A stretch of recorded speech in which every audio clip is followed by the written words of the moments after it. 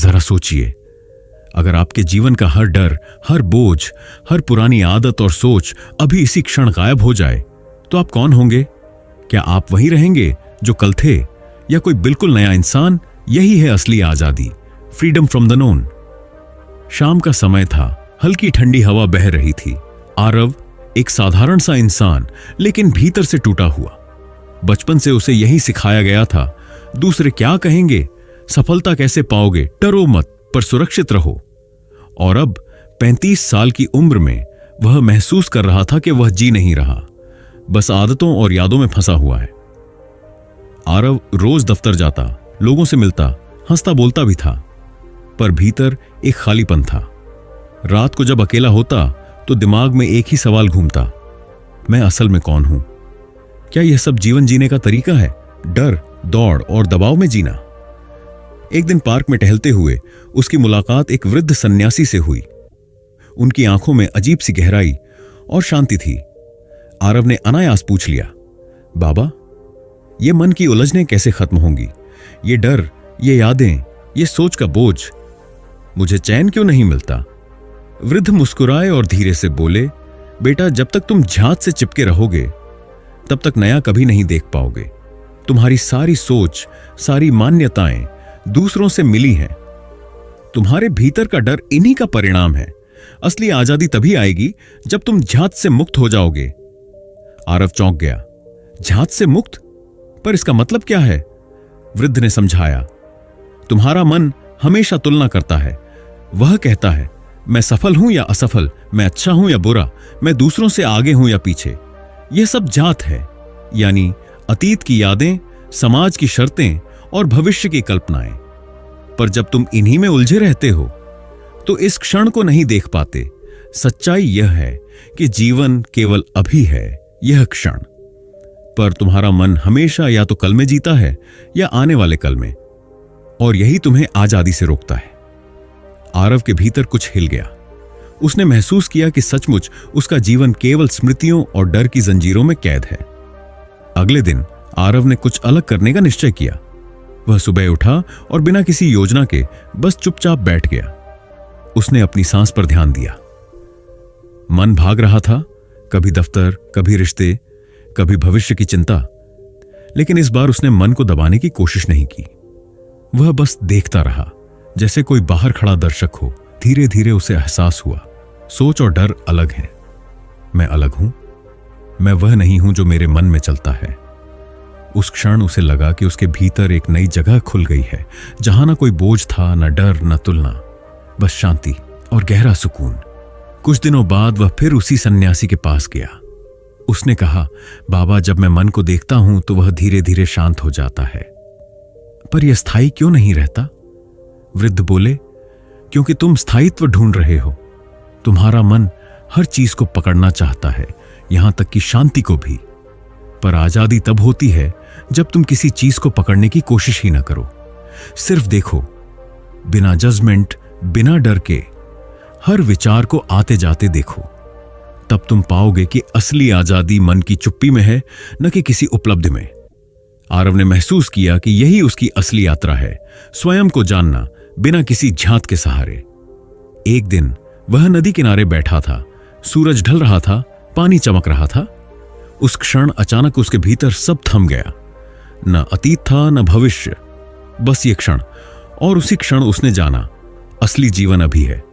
न कोई पहचान, न डर, न दौड़, बस अस्तित्व की गहराई। उसकी आंखों से आंसू बह निकले। वह मुस्कुराया और बोला, अब समझा, यही है फ्रीडम फ्रॉम द नोन। दोस्तों, यह कहानी सिर्फ आरव की नहीं, यह कहानी हम सब की है। हम सब अपने अपने अतीत और विचारों की कैद में जी रहे हैं। हम डरते हैं, तुलना करते हैं और खुद को वही मानते हैं जो समाज ने हमें बताया है। पर अगर हम अपने विचारों को देखना शुरू कर दें, उन्हें पकड़ने की बजाय बस बहते हुए देखें, तो धीरे धीरे हम भीतर से आजाद हो सकते हैं। याद रखिए, सच्ची आजादी बाहर से नहीं आती, वह भीतर जन्म लेती है जब हम झांझ से मुक्त हो जाते हैं। क्या आपने कभी सोचा है कि आप सच में आजाद हैं या सिर्फ सोच और डर के गुलाम बने हुए हैं?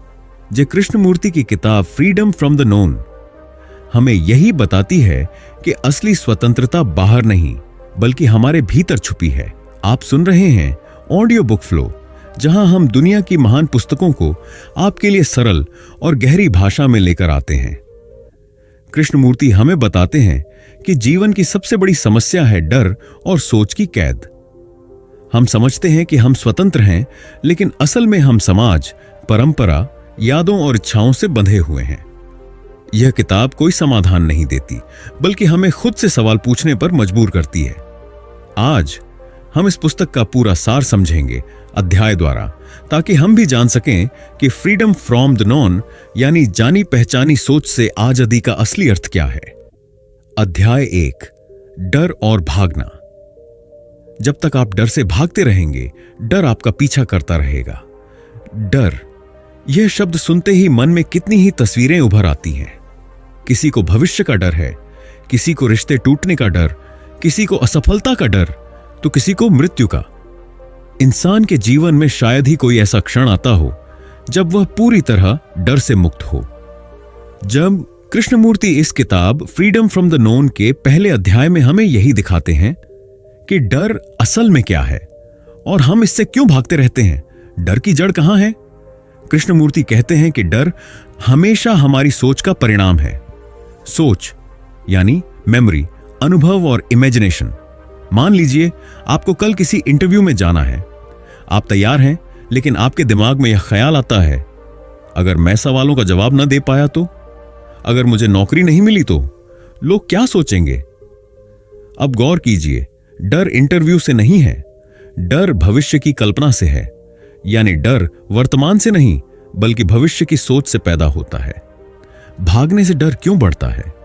अक्सर हम डर को दूर करने के लिए भागने की कोशिश करते हैं। कोई अपने डर को छुपा लेता है, कोई मनोरंजन में डूब जाता है, कोई ध्यान हटाने के लिए काम में व्यस्त हो जाता है। लेकिन भागना समस्या का हल नहीं है।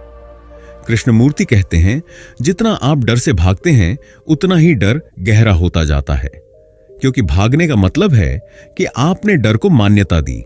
आपने मान लिया कि डर एक ताकत है जिससे बचना पड़ेगा। उदाहरण के लिए, अगर किसी बच्चे को अंधेरे से डर लगता है और वह हर बार अंधेरे में भागकर लाइट जला देता है, तो उसका डर कभी खत्म नहीं होगा। डर तब खत्म होगा जब वह अंधेरे में रुककर उसे देखेगा, समझेगा कि उसमें छुपा कुछ भी नहीं है। डर हमेशा मैं से जुड़ा होता है। अगर मैं असफल हुआ तो, अगर लोग मुझे ठुकरा दें तो, अगर मैं बीमार हो गया तो, यानी डर की जड़ है स्वयं की सुरक्षा की इच्छा।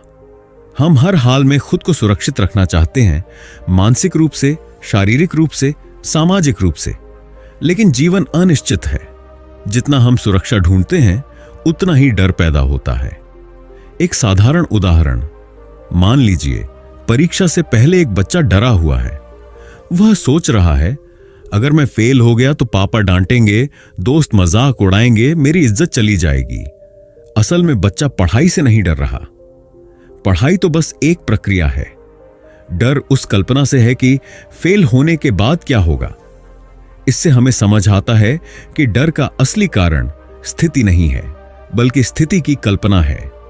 तो क्या करना चाहिए? कृष्णमूर्ति कहते हैं, डर को दूर करने का तरीका भागना नहीं, बल्कि उसे सीधे देखना है। जब भी डर पैदा हो, उसे ऑब्जर्व कीजिए। अपने भीतर झांककर देखिए कि डर किससे है, स्थिति से या स्थिति की कल्पना से। जैसे ही आप डर को बिना भागे, बिना दबाए देखते हैं, वैसे ही डर अपनी शक्ति खोने लगता है। हमारे दिमाग में बचपन से कंडीशनिंग होती है। अगर गलती करोगे तो सजा मिलेगी, अगर फेल हुए तो निकम्मे कहलाओगे, अगर भीड़ में बोलोगे तो लोग हंसेंगे। ये कंडीशनिंग हमारे डर की जड़ है। इसलिए कृष्णमूर्ति कहते हैं कि डर को समझना केवल वर्तमान से नहीं, बल्कि पूरे अतीत से जुड़े कंडीशनिंग को देखने से संभव है।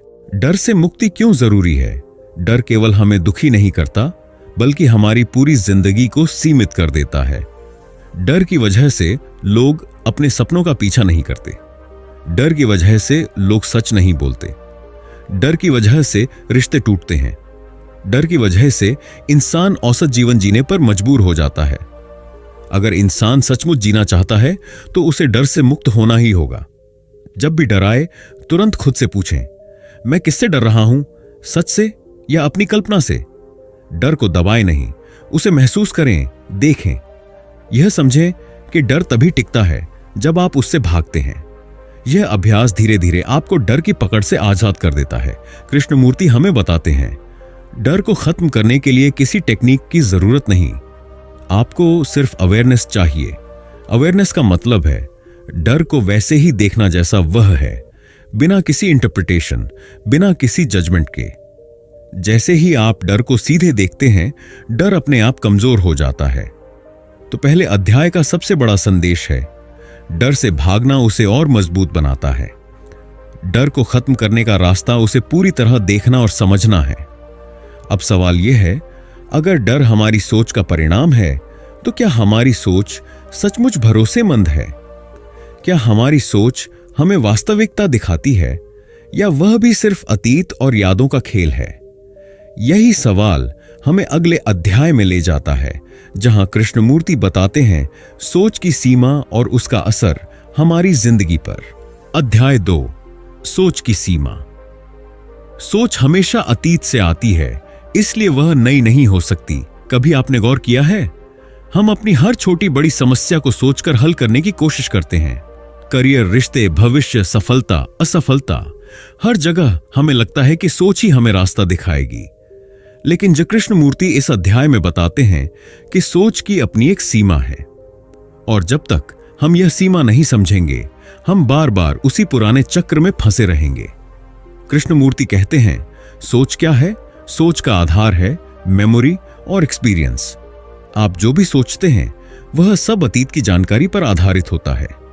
अगर आपने कल किसी से बहस की, तो आज उससे मिलते समय आपके मन में वही स्मृति जागेगी।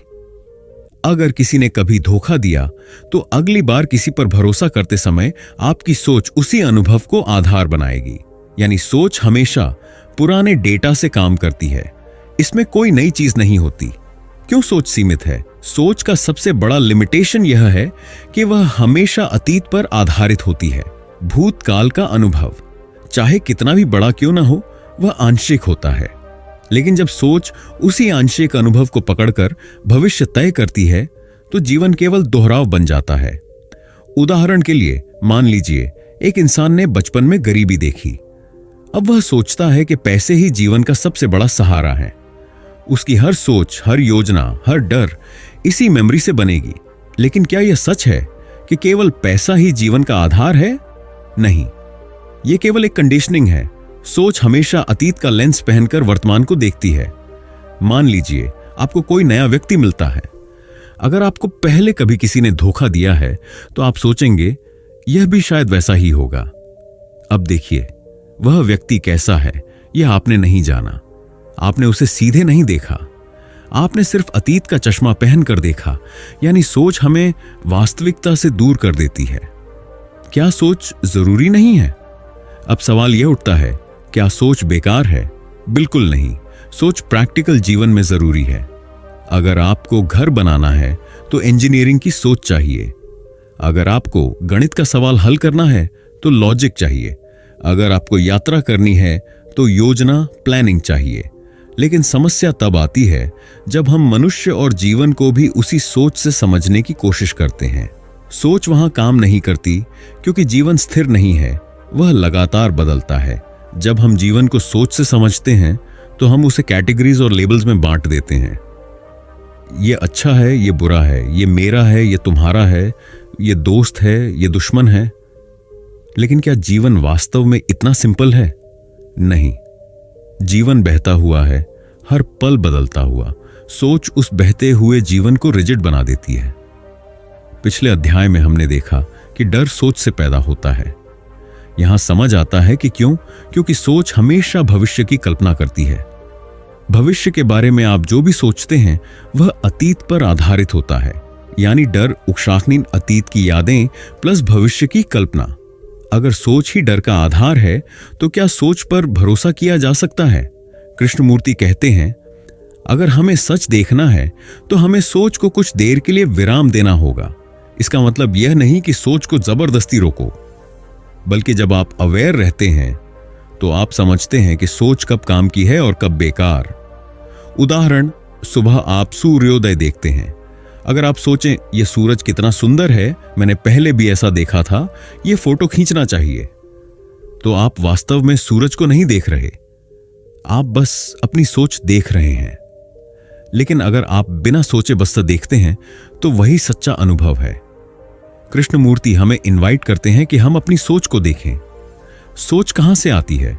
क्या वह ताजा है या मेमोरी का रिपीटेशन है? क्या सोच सच को दिखा रही है या सिर्फ लेंस है?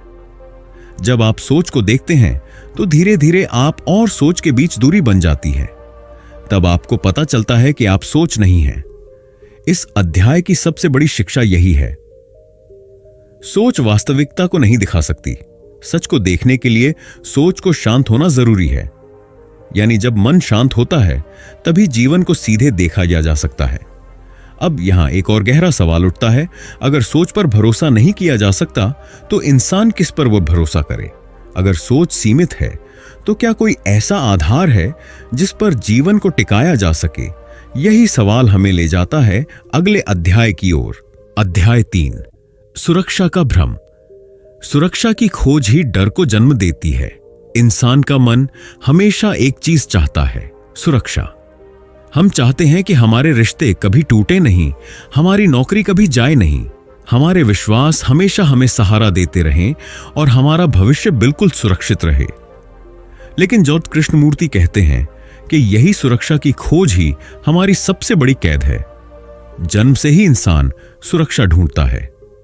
बच्चा मां की गोद में सुरक्षित महसूस करता है। बड़ा होकर हम परिवार, रिश्ते और समाज में सुरक्षा ढूंढते हैं। पढ़ाई और नौकरी का मकसद भी हमें आर्थिक सुरक्षा देना होता है। धर्म और विश्वास भी हमें मानसिक सुरक्षा देते हैं। यानी पूरी जिंदगी का ढांचा इस सुरक्षा की तलाश पर टिका है। लेकिन जरा सोचिए, क्या यह सुरक्षा सचमुच मौजूद है? कृष्णमूर्ति बताते हैं कि सुरक्षा का यह एहसास केवल एक भ्रम है। जीवन अनिश्चित है, रिश्ते टूट सकते हैं, नौकरी जा सकती है, विश्वास बदल सकते हैं और भविष्य हमेशा अज्ञात है। फिर भी हम इस अस्थायी सुरक्षा का सपना देखते रहते हैं और यही सपना हमें डर की गिरफ्त में ले आता है। उदाहरण, मान लीजिए किसी व्यक्ति की एक अच्छी नौकरी है, वह हर महीने सैलरी पाता है और खुद को सुरक्षित मानता है। लेकिन उसी के भीतर एक डर भी है, अगर नौकरी गई तो क्या होगा? अगर प्रमोशन न मिला तो क्या होगा? देखिए, जो चीज उसे सुरक्षा दे रही थी वही डर की वजह भी बन गई। यानी सुरक्षा और डर एक ही सिक्के के दो पहलू हैं। इसी तरह रिश्तों में भी इंसान सुरक्षा चाहता है। पति पत्नी चाहते हैं कि उनका रिश्ता हमेशा बना रहे। माता पिता चाहते हैं कि बच्चे कभी उन्हें छोड़कर न जाएं। लेकिन जब यह सुरक्षा डगमगाती है तो डर और ईर्ष्या पैदा होती है। प्यार अगर सुरक्षा पर टिका है तो उसमें स्वतंत्रता नहीं रहती और बिना स्वतंत्रता के प्यार केवल बंधन बनकर रह जाता है। धर्म और विश्वास भी हमें सुरक्षा का एहसास देते हैं। इंसान अनजाने से डरता है, मृत्यु से, अज्ञात से, जीवन के रहस्यों से, इसलिए वह विश्वास बना लेता है कि ईश्वर हमें बचाएगा या स्वर्ग मिलेगा। ये विश्वास हमें मनोवैज्ञानिक सहारा देते हैं।